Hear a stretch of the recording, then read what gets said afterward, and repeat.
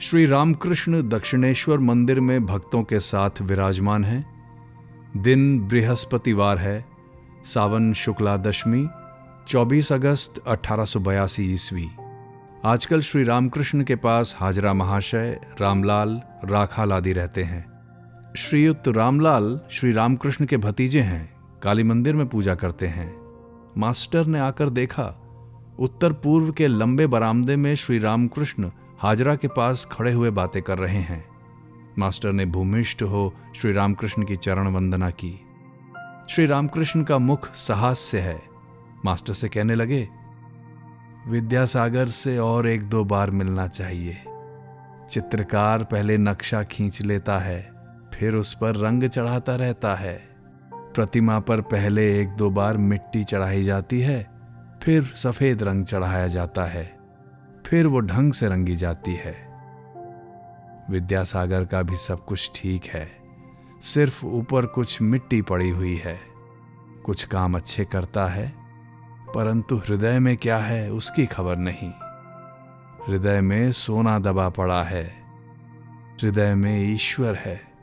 ये समझने पर सब कुछ छोड़कर व्याकुल हो उसे पुकारने की इच्छा होती है। श्री रामकृष्ण मास्टर से खड़े खड़े वार्तालाप कर रहे हैं, कभी बरामदे में टहल रहे हैं। साधना, कामिनी कांचन रूपी तूफान से पार होने के लिए। हृदय में क्या है इसका ज्ञान प्राप्त करने के लिए कुछ साधना आवश्यक है।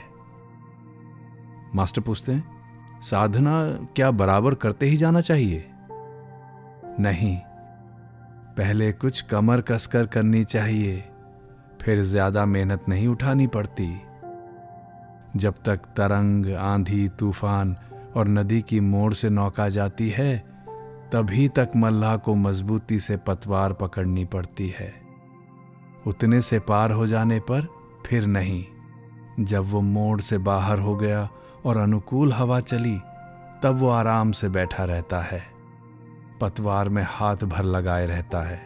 फिर तो पाल टांगने का बंदोबस्त करके आराम से चिलम भरता है। कामिनी कांचन की आंधी तूफान से निकल जाने पर शांति मिलती है। किसी किसी में योगियों के लक्षण दिखते हैं, परंतु उन लोगों को भी सावधानी से रहना चाहिए। कामिनी और कांचन ही योग में विघ्न डालते हैं। योग भ्रष्ट होकर साधक फिर संसार में आता है। भोग की कुछ इच्छा रही होगी, इच्छा पूरी होने पर वो फिर ईश्वर की ओर जाएगा, फिर वही योग की अवस्था होगी। सटका कल जानते हो? जी नहीं। उस देश में है। श्री रामकृष्ण अपनी जन्मभूमि को बहुत बार वह देश कहते हैं। बांस को झुका देता है, उसमें बंसी और डोर लगी रहती है। कांटे में मछलियों के खाने का चारा बेच दिया जाता है।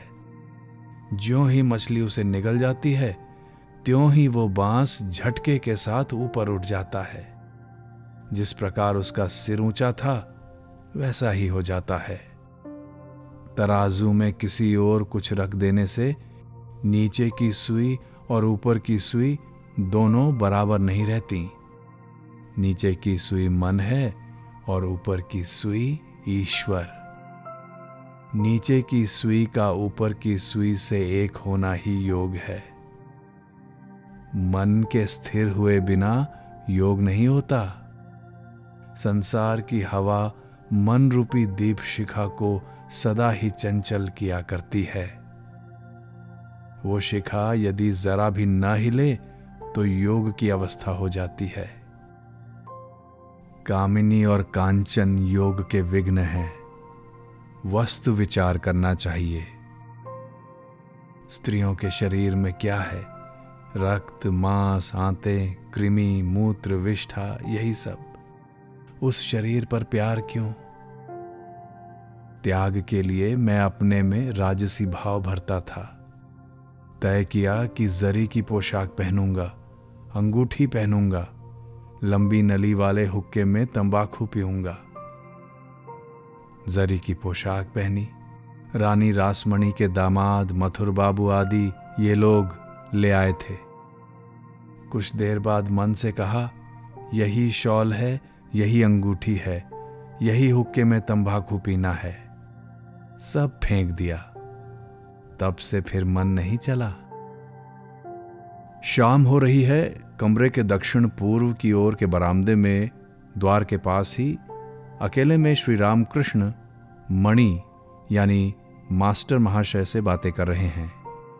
मणि या मास्टर महाशय एक ही व्यक्ति हैं।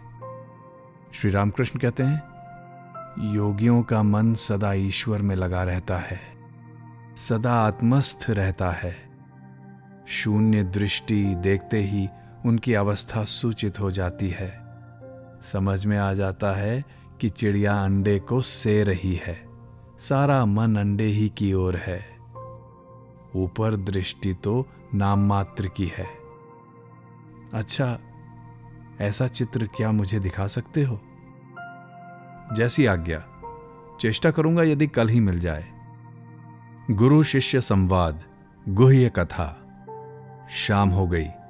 काली मंदिर, राधाकांत जी के मंदिर और अन्यान्य कमरों में बत्तियां जला दी गईं। श्री रामकृष्ण अपनी छोटी खाट पर बैठे हुए जगन माता का स्मरण कर रहे हैं। तदंतर वे ईश्वर का नाम जपने लगे। घर में धूनी दी गई है। एक और टीवट पर दिया जल रहा है। कुछ देर बाद शंख घंटा आदि बजने लगे। काली मंदिर में आरती होने लगी।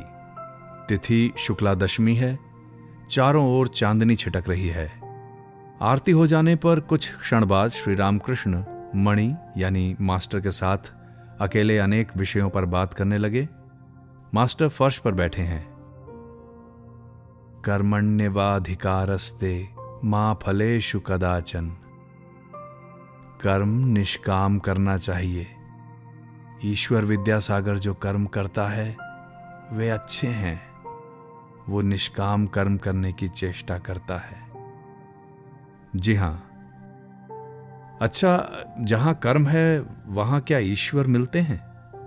राम और काम क्या एक ही साथ रहते हैं? हिंदी में मैंने पढ़ा है कि जहां काम तहां राम नहीं, जहां राम नहीं काम। कर्म सभी करते हैं, उनका नाम लेना कर्म है। सांस लेना और छोड़ना भी कर्म है। क्या मजाल है कि कोई कर्म छोड़ दे। इसलिए कर्म करना चाहिए, किंतु फल ईश्वर को समर्पित कर देना चाहिए। तो क्या ऐसी चेष्टा की जा सकती है कि जिससे अधिक धन मिले? हां, की जा सकती है, किंतु यदि विद्या का परिवार हो तो अधिक धन कमाने का प्रयत्न करो, परंतु सदुपाय से। उद्देश्य उपार्जन नहीं, ईश्वर की सेवा है। धन से यदि ईश्वर की सेवा होती है तो उस धन में दोष नहीं है। घर वालों के प्रति कर्तव्य कब तक रहता है? उन्हें भोजन वस्त्र का अभाव न हो। संतान जब स्वयं समर्थ होगी तब भार ग्रहण की आवश्यकता नहीं। चिड़ियों के बच्चे जब खुद चुगने लगते हैं तब मां के पास यदि खाने के लिए आते हैं तो मां चोंच मारती है। कर्म कब तक करना होगा? फल होने पर फूल नहीं रह जाता। ईश्वर लाभ हो जाने से कर्म नहीं करना पड़ता, मन भी नहीं लगता। ज्यादा शराब पी लेने से मतवाला होश नहीं संभाल सकता, दुअन्नी भर पीने से कामकाज कर सकता है। ईश्वर की ओर जितना ही बढ़ोगे उतना ही वे कर्म घटाते रहेंगे। डरो मत। गृहस्थ की बहू के जब लड़का होने वाला होता है तब उसकी सास धीरे धीरे काम घटाती जाती है। 10वें महीने में काम छूने भी नहीं देती। लड़का होने पर वो उसी को लिए रहती है। जो कुछ कर्म है जहां वे समाप्त हो गए कि चिंता दूर हो गई। गृहिणी घर का सारा कामकाज समाप्त करके जब कहीं बाहर निकलती है तब जल्दी नहीं लौटती, बुलाने पर भी नहीं आती। ईश्वर लाभ तथा ईश्वर दर्शन का अर्थ। मास्टर पूछते हैं, अच्छा, ईश्वर लाभ के क्या माने हैं? ईश्वर दर्शन किसे कहते हैं और किस तरह होते हैं? वैष्णव कहते हैं कि ईश्वर मार्ग के पथिक 4 प्रकार के होते हैं: प्रवर्तक, साधक, सिद्ध और सिद्धों में सिद्ध। जो पहले ही पहल मार्ग पर आया है वो प्रवर्तक है। जो भजन पूजन, जप ध्यान, नाम गुण कीर्तन आदि करता है वो साधक है। जिसे ईश्वर के अस्तित्व का अनुभव मात्र हुआ है वो सिद्ध है। उसकी वेदांत में एक उपमा है, वो ये कि अंधेरे घर में बाबूजी सो रहे हैं। कोई टटोल कर उन्हें खोज रहा है। कोच पर हाथ जाता है तो वो मन ही मन कह उठता है ये नहीं है। झरोका छू जाता है तो भी कह उठता है ये नहीं है। दरवाजे पे हाथ लगता है तो ये भी नहीं है। नेति नेति नेति। अंत में जब बाबूजी की देह पर हाथ लगा तो कहा बाबूजी ये हैं, अर्थात अस्थि का बोध हुआ। बाबूजी को प्राप्त तो किया किंतु भली भांति जान पहचान नहीं हुई। एक दर्जे के और लोग हैं जो सिद्धों में सिद्ध कहलाते हैं। बाबूजी के साथ यदि विशेष वार्तालाप हो तो वो एक और ही अवस्था है। यदि ईश्वर के साथ प्रेम भक्ति द्वारा विशेष परिचय हो जाए तो दूसरी ही अवस्था हो जाती है। जो सिद्ध है उसने ईश्वर को पाया तो है, किंतु जो सिद्धों में सिद्ध है उसका ईश्वर के साथ विशेष परिचय हो गया है। परंतु उनको प्राप्त करने की इच्छा हो तो एक ना एक भाव का सहारा लेना पड़ता है, जैसे शांत, दास्य, सख्य, वात्सल्य या मधुर। शांत भाव ऋषियों का था। उनमें भोग की कोई वासना न थी। ईश्वर निष्ठा थी, जैसे पति पर स्त्री की होती है। वो ये समझती है कि मेरे पति कंदर्प हैं। दास्य जैसे हनुमान का, राम काज करते समय सिंह तुल्य। स्त्रियों का भी दास्य भाव होता है, पति की हृदय खोलकर सेवा करती हैं। माता में भी ये भाव कुछ कुछ रहता है। यशोदा में था। सख्य मित्र भाव। सुदामा आदि श्री कृष्ण को कभी जूठे फल खिलाते थे, कभी कंधे पर चढ़ते थे। वात्सल्य जैसे यशोदा का। स्त्रियों में भी कुछ कुछ होता है। स्वामी को खिलाते समय मानो जी काढ़ कर रख देती हैं। लड़का जब भरपेट भोजन कर लेता है तभी मां को संतोष होता है। यशोदा कृष्ण को खिलाने के लिए मक्खन हाथ में लिए घूमती फिरती थीं। मधुर भाव जैसे श्री राधिका का। स्त्रियों का भी मधुर भाव है। इस भाव में शांत, दास्य, सख्य, वात्सल्य सब भाव हैं। क्या ईश्वर के दर्शन इन्हीं नेत्रों से होते हैं? चर्म चक्षु से उन्हें कोई नहीं देख सकता। साधना करते करते शरीर प्रेम का हो जाता है। आंखें प्रेम की, कान प्रेम के। उन्हीं आंखों से वे दिख पड़ते हैं, उन्हीं कानों से उनकी वाणी सुन पड़ती है। और प्रेम का लिंग और योनि भी होती हैं। ये सुनकर मास्टर खिलखिलाकर हंस पड़े।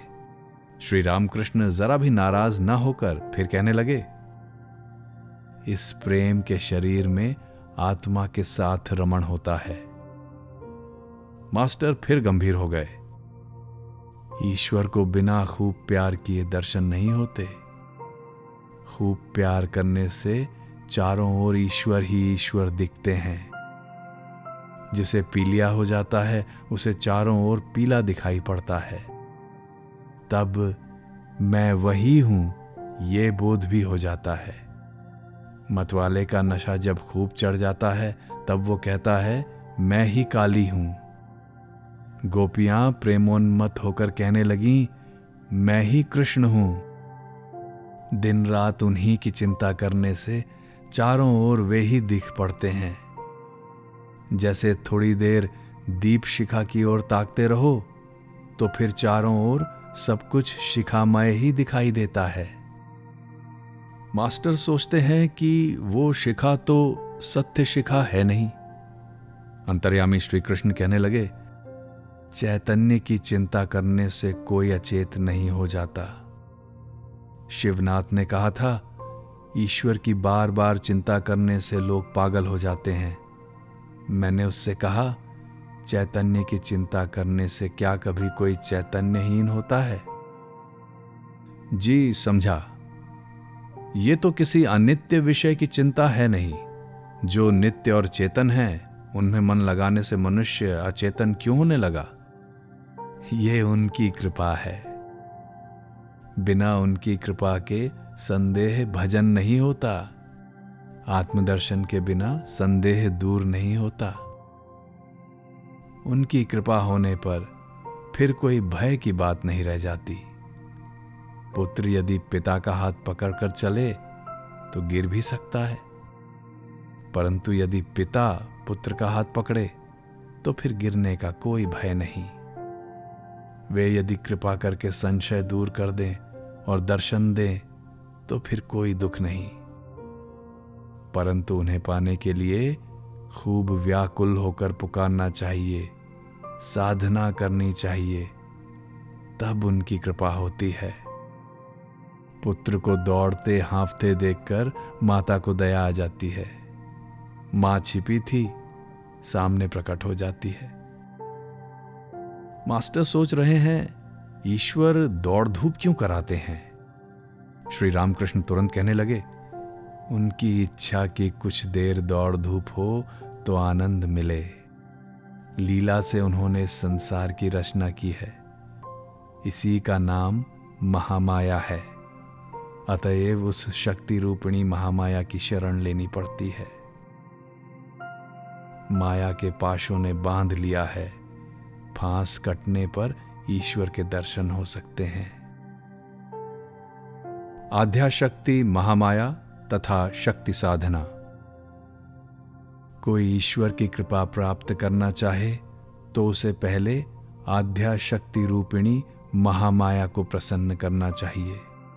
वे संसार को मुग्ध करके सृष्टि, स्थिति और प्रलय कर रही हैं। उन्होंने सबको अज्ञानी बना डाला है। वे जब द्वार से हट जाएंगी तभी जीव भीतर जा सकता है। बाहर पड़े रहने से केवल बाहरी वस्तुएं देखने को मिलती हैं। नित्य सच्चिदानंद पुरुष नहीं मिलते। इसीलिए पुराणों में है, सप्तशती में है, मधुकैटभ का वध करते समय ब्रह्मादि देवता महामाया की स्तुति कर रहे हैं। संसार का मूल आधार शक्ति ही है। उस आद्या शक्ति के भीतर विद्या और अविद्या दोनों हैं। अविद्या मोह मुग्ध करती है। अविद्या वो है जिससे कामिनी और कांचन उत्पन्न हुए हैं, वो मुग्ध करती है। और विद्या वो है जिससे भक्ति, दया, ज्ञान और प्रेम की उत्पत्ति हुई है। वो ईश्वर मार्ग पर ले जाती है। उस अविद्या को प्रसन्न करना होगा, इसीलिए शक्ति की पूजा पद्धति हुई। उन्हें प्रसन्न करने के लिए नाना भावों से पूजन किया जाता है, जैसे दासी भाव, वीर भाव, संतान भाव। वीर भाव अर्थात उन्हें रमण द्वारा प्रसन्न करना। शक्ति साधना, सब बड़ी विकट साधनाएं थीं, दिल लगी नहीं। मैं मां के दासी भाव से और सखी भाव से 2 वर्ष तक रहा, परंतु मेरा संतान भाव है। स्त्रियों के स्तनों को मातृस्तन समझता हूं। लड़कियां शक्ति की एक मूर्ति हैं। पश्चिम में विवाह के समय वर के हाथ में छुरी रहती है, बंगाल में सरौता, अर्थात उस शक्ति रूपिणी कन्या की सहायता से वर मायापाश काट सकेगा। ये वीर भाव है।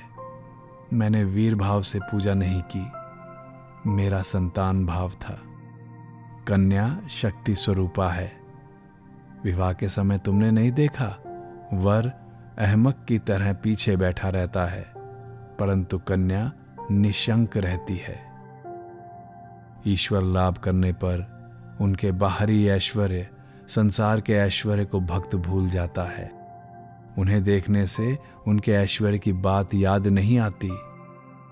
दर्शन आनंद में मग्न हो जाने पर भक्त का हिसाब किताब नहीं रह जाता। नरेंद्र को देखने पर तेरा नाम क्या है, तेरा घर कहाँ है, ये कुछ पूछने की जरूरत नहीं रहती। पूछने का अवसर ही कहाँ है। हनुमान से किसी ने पूछा, आज कौन सी तिथि है? हनुमान ने कहा, भाई मैं दिन, तिथि, नक्षत्र कुछ नहीं जानता। मैं केवल श्री राम का स्मरण किया करता हूँ।